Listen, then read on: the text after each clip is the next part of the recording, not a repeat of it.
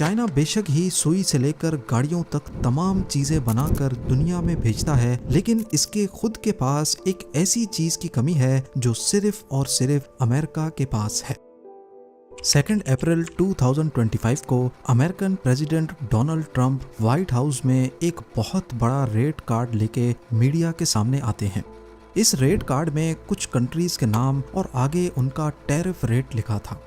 President Trump ने एक एक करके तमाम कंट्रीज का रेट पढ़कर सुनाया और उसके साथ ही पूरी दुनिया में एक खौफ की लहर फैल गई। अमेरिका समेत पूरी दुनिया की स्टॉक मार्केट्स क्रैश कर गई, क्योंकि ये इशारा था एक बहुत बड़ी जंग का। एक ऐसी जंग जहां हथियार होगा पावर और उस हथियार का एम्यूनेशन होगा पैसा। जी हाँ, इसे हम ट्रेड वॉर या टैरिफ वॉर भी कह सकते हैं। डोनाल्ड ट्रंप ने एक ऐसी इनडायरेक्ट चाल चली जो दुनिया की सबसे ताकतवर ट्रेड कंट्री चाइना को घुटनों के बल लाकर खड़ा कर सकती है। अगर ये ट्रेड वॉर होती है तो इसमें किसका पलड़ा भारी होगा, चाइना या फिर अमेरिका? ज़ेम टीवी की वीडियोस में एक बार फिर से खुशामदीद। नाजरीन, इस मामले को सही से समझने के लिए हम पहले टैरिफ के बारे में जानते हैं। ज़्यादातर लोग ये समझ रहे हैं कि शायद टैरिफ दूसरी कंट्रीज पर लगने वाला कोई टैक्स है, पर असल में ये एक तरह की इंपोर्ट ड्यूटी है जो सिर्फ अमेरिका में इंपोर्ट होने वाले प्रोडक्ट्स पर लगेगी। यानी अगर अमेरिका ने इंडिया पर 26% का टैरिफ लगाया है तो इसका मतलब है कि जो प्रोडक्ट्स इंडिया से आएंगे उन पर अमेरिका में 26% का टैक्स लगाया जाएगा।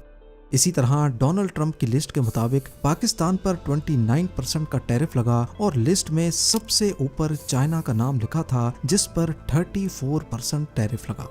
टैरिफ या इंपोर्ट ड्यूटी लगाना कोई एबनॉर्मल बात नहीं है। हालांकि इसी लिस्ट में देखा जाए तो इंडिया ने अमेरिका पर 52%, पाकिस्तान ने 58% और चाइना ने 67% का रेट ऑलरेडी लगाया हुआ है। टैरिफ का फायदा किसी भी कंट्री के लिए प्रोडक्ट्स पर टैक्स लगाकर पैसा कमाना नहीं होता, बल्कि ये तरीका होता है अपनी लोकल इंडस्ट्री को बचाने का।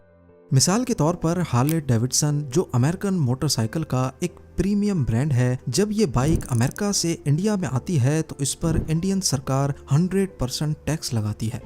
मान लें कि हार्ले डेविडसन के किसी मॉडल की प्राइस 1.5 लाख है और अगर इंडिया में इस पर टैक्स नहीं लगाया जाता तो ये बाइक इंडिया में लोकली बनने वाली रॉयल एनफील्ड की कीमत पर ही मिलने लगेगी। तो अब कस्टमर्स को जब एक ही प्राइस में दोनों बाइक्स मिलेगी तो हर कोई अमेरिकन ब्रांड की बाइक लेना पसंद करेगा। इससे होगा ये कि इंडिया की लोकल बाइक इंडस्ट्री को काफ़ी नुकसान होगा। इसीलिए टैरिफ या इंपोर्ट टैक्स लगाकर बाहर से आने वाली बाइक्स को जानबूझकर महंगा किया जाता है। इसके कई फायदे सामने आते हैं। एक तो लोकल इंडस्ट्री चलती रहती है, दूसरा फॉरेन एक्सचेंज की बचत भी होती है, क्योंकि जाहिर है जो अमेरिकन बाइक इंपोर्ट करेगा उसे घूम फिर कर US डॉलर ही अमेरिका भेजने होंगे और ये US डॉलर इंडिया की फॉरेन करेंसी की सेविंग्स में कमी पैदा करेगा। अब क्योंकि टैरिफ अमेरिका ने लगाया है तो इसका मतलब है कि दूसरी कंट्रीज से जो सामान अमेरिका जाता है वहां उन पर टैक्स लगेगा और वो चीज़ें अमेरिका में महंगी होंगी, जिसकी वजह से अमेरिका में उनकी सेल कम होगी और लोग वहीं की लोकली मैन्युफैक्चर्ड चीज़ें खरीदना चाहेंगे। जैसे इंडिया और पाकिस्तान से कपड़ा अमेरिकन मार्केट्स में जाकर सेल होता है, लेकिन ये कपड़ा वहाँ पर भी बन सकता है। टैक्स लगने की वजह से इंडिया और पाकिस्तान की टेक्सटाइल इंडस्ट्री की सेल में कमी देखी जाएगी। पर ट्रंप के लगाए जाने वाले टैरिफ से सबसे ज़्यादा जो अफेक्ट होने वाला है वो है चाइना। बल्कि ये भी कहा जा रहा है कि डोनाल्ड ट्रंप को असल में टारगेट ही चाइना को करना था। ऐसा इस वजह से है क्योंकि ईयर 2000 तक अमेरिका के प्रोडक्ट्स पूरी दुनिया में जाते थे। जो स्टेटस अभी चाइना के पास है वही स्टेटस पहले अमेरिका के पास होता था। लेकिन वक्त के साथ साथ सिर्फ अमेरिका ही नहीं बल्कि पूरी दुनिया का बिजनेस चाइना अपने पास ले गया। छोटी से छोटी चीज़ भी अब चाइना में बनती है और दुनिया के कोने कोने में एक्सपोर्ट होती है। सस्ती लेबर होने की वजह से चाइना को कोई भी प्रोडक्ट इतना सस्ता पड़ता है कि वो आसानी से इंटरनेशनल मार्केट प्राइस के साथ मुकाबला कर सकता है। ग्लोबली देखा जाए तो चाइना तकरीबन पूरी दुनिया पे ही अपनी प्रोडक्ट्स की वजह से छाया हुआ है और लोकल इंडस्ट्री ख़त्म होती जा रही है। सिर्फ अगर यूएसए और चाइना की ट्रेड को देखा जाए तो ईयर 2000 में अमेरिका ने 80 अरब डॉलर्स के गुड्स चाइना से इंपोर्ट किए और उसी साल चाइना ने अमेरिका से 10 अरब डॉलर्स के गुड्स। और अभी 2025 की कंडीशन ये है कि अमेरिका चाइना से 440 अरब डॉलर्स का सामान हर साल मंगाता है, जहां चाइना अमेरिका से सिर्फ 145 अरब डॉलर्स का सामान मंगाता है। डोनाल्ड ट्रंप का कहना है कि ये ट्रेड इक्वल होनी चाहिए, यानी अगर हम चाइना से 440 अरब का सामान खरीद रहे हैं तो चाइना को भी इतना ही खरीदना चाहिए, जबकि यहाँ पर 295 अरब डॉलर्स का डिफरेंस आ रहा है और इसी डिफरेंस को ट्रेड डेफिसिट कहते हैं। इसी ट्रेड डेफिसिट को बराबर करने या कम करने के लिए डोनाल्ड ट्रंप ने चाइना को टारगेट किया है। इससे होगा ये कि चाइना से आने वाली प्रोडक्ट्स जिसमें सबसे ज़्यादा स्मार्टफोन्स शामिल हैं, उनकी प्राइस अमेरिका में काफ़ी हद तक बढ़ जाएगी और उन स्मार्टफोन्स में भी खासकर एप्पल आईफोन, जो असल में है तो अमेरिकन प्रोडक्ट लेकिन बनती चाइना में है। जब ये प्रोडक्ट्स चाइना से मंगाने पर महंगी पड़ेंगी तो इनकी इंडस्ट्रीज चाइना से ख़त्म होकर वापस अमेरिका में शिफ्ट होंगी। यही डोनाल्ड ट्रंप चाहते हैं, पर चाइना नहीं। आप सिर्फ ये देखें कि अमेरिकन टेक जायंट एप्पल के जितने भी प्रोडक्ट्स हैं, आईफोन से लेकर एप्पल वॉच तक, वो मोस्टली चाइना में बनते हैं। इसके अलावा टेस्ला की गाड़ियाँ, डेल एंड एचपी के लैपटॉप्स, नाइकी एंड स्केचर्स के जूते, लॉजिटेक और गोप्रो की एसेसरीज, ब्लैक एंड डेकर और स्टैनले के प्रोडक्ट्स और यहाँ तक के मिटेल या हैस्ब्रो जैसे अमेरिकन कंपनीज के खिलौने तक भी चाइना में बनते हैं। अगर ये तमाम कंपनीज अपने अपने प्लांट्स चाइना से वाइंड अप करके वापस अमेरिका आ जाएं तो अमेरिका को हर साल चाइना से करीब 200 अरब डॉलर्स का सामान कम मंगवाना पड़ेगा और ट्रेड डेफिसिट 295 से कम होकर सिर्फ 80 या 90 अरब डॉलर्स तक रह जाएगा। पर बेशक अमेरिका को एक तरफ फायदा तो होगा, लेकिन अमेरिका में प्रोडक्शन कॉस्ट ज्यादा होने की वजह से ये प्रोडक्ट्स ज्यादा महंगे पड़ेंगे और घूम फिरकर इन कंपनीज का ही नुकसान होगा। पर ऐसा मालूम होता है कि डोनाल्ड ट्रंप चाइना की मोनोपोली हर कीमत पर तोड़ना चाहते हैं, फिर बेशक उनको खुद ही नुकसान क्यों ना उठाना पड़े। दूसरी तरफ चाइना भी नहीं चाहता कि ऐसा हो और इसी वजह से जब ट्रंप ने चाइना की प्रोडक्ट्स पर टैक्स बढ़ा दिया तो चाइना ने भी अमेरिकन प्रोडक्ट्स पर मजीद टैक्स लगा दिए और अब ये मामला एक ट्रेड वॉर की शक्ल इख्तियार करता दिख रहा है। ना ही चाइनीज प्रेसिडेंट पीछे हट रहे हैं, ना ही डोनाल्ड ट्रंप का कोई इरादा लग रहा है। दोनों कंट्रीज ने एक दूसरे पर इतने ज्यादा टैक्सेस लगा दिए हैं कि चाइना से अगर कोई चीज $10 की आती है तो अब वो डबल कीमत पर आने लगेगी और चाइना में भी कुछ ऐसा ही हाल है। पर यहाँ देखना ये है कि इन दोनों पावर्स में पलड़ा किसका ज्यादा भारी है। इस ट्रेड वॉर में जो देर तक सरवाइव कर गया, जीत उसी की है। देखा जाए तो अमेरिका चाइना से ज्यादातर टेक आइटम्स इंपोर्ट करता है, यानी मोबाइल फोन्स, लैपटॉप्स, इलेक्ट्रॉनिक्स या फिर खिलौने। अगर ये प्रोडक्ट्स कुछ अरसे तक इंपोर्ट ना भी की जाएं तो अमेरिका को इतना ज्यादा फर्क नहीं पड़ेगा, या अगर किसी और कंट्री से ये प्रोडक्ट्स इंपोर्ट की जाएं तो ज्यादा से ज्यादा ये थोड़ी महंगी पड़ेंगी। लेकिन चाइना अमेरिका से एक ऐसी चीज मंगाता है जिसके बगैर चाइना का गुजारा बहुत मुश्किल है। जी हाँ, और यही प्रोडक्ट शायद आने वाले महीनों में चाइना के लिए बड़ा मसला खड़ा कर सकती है। आइए जानते हैं। चाइना की टोटल पॉपुलेशन 141 करोड़ है, यानी अमेरिकन पॉपुलेशन से 315% ज्यादा। इस ज्यादा पॉपुलेशन को फीड करने के लिए जाहिर है खाना भी ज्यादा ही चाहिए और सबसे बेसिक चीजें हैं वीट और राइस।